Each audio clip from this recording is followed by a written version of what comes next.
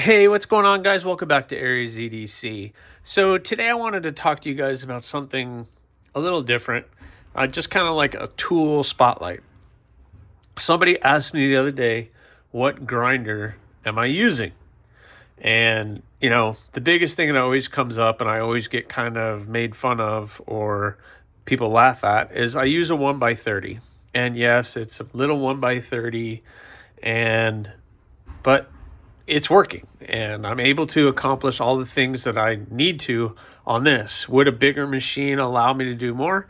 Absolutely. But I don't have $5,000 to dump into a new machine and belts and all the attachments and everything. So this is working right now. And one day I'll move up. But I wanted to talk to you guys about what I have, how I have it set up, and, maybe inspire somebody else to say, you know what, I could try to do this. Because it is doable once you learn the machine that you're working with. So what am I using? I am using a Wen 1x30 grinder, under $100 on Amazon.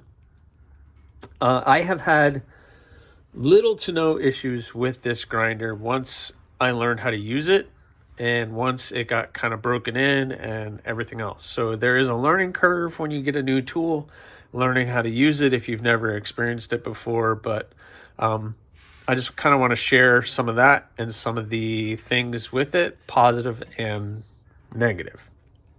So I do use this on a daily basis with the things that I'm doing, whether it's, shaping, putting bevels, handles, etc. But this is kind of everything that I use. And still to this day, it still is powerful enough to make mistakes, and therefore I have to correct it. So, and we're going to talk a little bit about it. So it is a 1x30 belt sander, and it comes with all of the safety stuff and everything else, which I've pretty much pulled everything off. The only thing that I still use is this. And the only reason I put this on is because sometimes when I'm grinding, particles, either metal or anything else, will come up this way and it hits me in the face. And that's not fun. So this just stops things from hitting in my face. But it does come with this big plastic piece that covers the belt and everything else, and has this attachment you can plug a vacuum in. The problem is every time you want to switch out a belt, which is fairly easy to do, every time you want to switch out a belt, you have to take that off. You have to take that big cover off, which is like 2 screws, and then you could take the belt off, which is very simple to do. I'll show you turning it this way. So this area right here, this belt is on this handle. So if I pull that, I'm used to doing this the other way. Let's see. Let's see. I pull it towards me. Okay.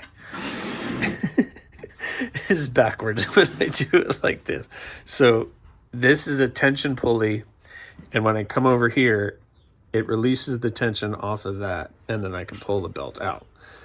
And that's where all the tension is. And then that tension pulley, I have that knob, and the tighter it goes, then I can adjust the belt left or right on that pulley. But the switching out a belt this way takes 2 seconds for me to take an old belt off and put a new belt on, or different grit, or whatever I want to do. It takes 2 seconds. So that's why I have this all uncovered. It's not really a safety thing for me. When the machine's on, don't stick your finger in there. It's pretty simple. So it's a very simple system, and it really is working fantastic. Is it perfect? No. Have I learned to work around it? Absolutely. So that is that kind of system that is perfect. On this side, you have the flat wheel, and I could take this table off. I can adjust it to different heights, different angles. I like to use this for the areas and the handle that are next to the blade. So like, for instance, I kind of get that angle there and then I round it off. And it just helps me get a nice 45-degree angle right there. Or if I want to chamfer off something on the steel, I can use that as well. So that's helpful to have, just to help me do that. So that's pretty much it. The learning curve on this one is making sure that the belt lines up with that platen. And then the things that I wish is the platen was higher. I wish the platen came up to here. But again, I also like the slack portion when I'm doing handles, and I can really get in there and move that in. So it's kind of like a lesser of two evils. And I know if I had a bigger grinder, all of these things would be solved, but you can see I can get in here and get some more rounded area, where here it's going to be nice and flat.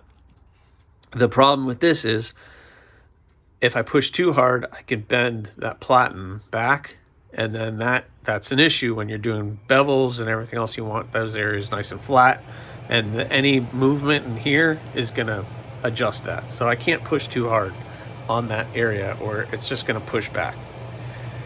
The table is good. I just wish it was probably a little bit bigger. And if I was a welder, I might be able to weld something up, but I'm not. But I wish the table was like here. So when I'm working on the table, I can get in there a little bit better, but it works. What I don't like is there's two little screws in here that you can adjust the platen up and down or tilting it. And they're very a pain in the butt to get to. And it's just very finicky. Once you dial it in, you're great, but it takes a lot to get that dialed in and get it to work. So once I have it set, I don't touch it now. Because if I was to do it, then it takes me, a good 10, 15, 20 minutes to try to get that all nice and lined up again. So I have it lined up. I have it all nice and perfect, so I don't touch it. The only other thing with this one is under here. That used to be an orange handle. The problem is that is plastic, and it broke off and it wore out. So now I used to take this off and use it for other things, or tilt it, or use that. It does have that function, but right now I like it 90 degrees. So I just have that locked in right now and I don't touch it. But it did have a handle, but the handle wore out and I had to use a wrench now to tighten and loosen it if I need to, which isn't ideal, but it is what it is. I think all of them have like this plasticky handle to adjust it or loosen the table so you can angle it or take it off. I have no reason to take it off now. I'm pretty comfortable with my methods of doing things. So I just have it tightened as tight as I can get it, and I just don't touch it. And everything is lined up and working great for what I personally need. But it's just something to keep in mind when working with a small little grinder. You're going to have those little things where I know a big grinder, you wouldn't have any of those issues. One of the other things that I found is right here, this screw, and I don't know if you guys could see it, but there's space with the thinner belts. So this is a 120 grit belt.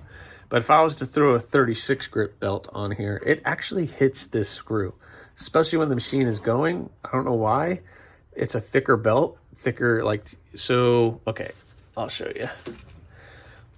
So the 120 grit is nice and thin, but 36 grit is a little thicker, and it actually hits that screw, which isn't good for your belts because then they're constantly hitting something until that screw is kind of like worn down over here, so it doesn't matter. And I'm sorry for this being dirty, you guys, but you know what? This is a working shop.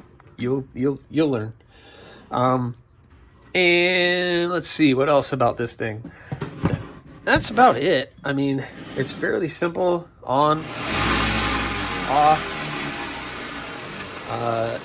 I can put this on real quick, and you know, it's one speed. I wish it was maybe two speeds, low and high, but you know, I can't get everything, and I'm sure I could wire something up and come up with other things, but quite honestly, for the price and everything else, it's well worth it. So anyway, guys, I just wanted to share that with you. I want to do a video of me shopping for a 2x72. Let me know in the comments if you think that would be interesting, just to see what the prices are, all that's available. I kind of have an idea of what I want to do, but let me know. And if you haven't subscribed, please subscribe, leave a comment, like it or not. That choice is yours. Have a good one, guys.